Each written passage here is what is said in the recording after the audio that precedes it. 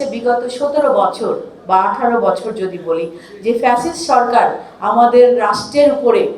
মানে একেবারে বোঝা হয়ে বসেছিল,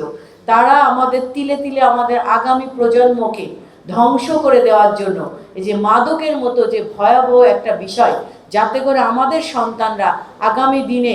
একজন সুনাগরিক হিসাবে এবং একজন ভালো নেতৃত্ব হিসাবে গড়ে ওঠে এবং এই দেশকে আগামী দিকে সামনের দিকে অর্থনীতি বলেন যে সকল ক্ষেত্রে যাতে নিয়ে যেতে পারে। ম্যাটিকুলাস ডিজাইন শব্দটা আপনারা নিশ্চয়ই সবাই এটার সাথে পরিচিত। এটা দিয়ে একটা ডিজাইন করা হয়েছিল যাতে করে আমাদের সন্তানেরা, তরুণরা যাতে করে বাংলাদেশকে এগিয়ে নিয়ে যেতে পারে, তরুণরা যাতে মাদকের ভয়াবহ থাবায় তারা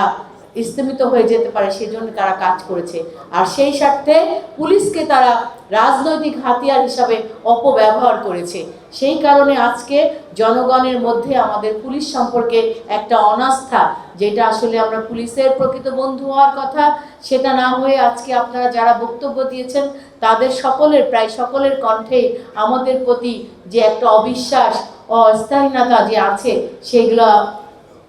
আস্থাহীনতার যে অভাব আছে সেই বিষয়গুলো কিন্তু উঠে এসেছে।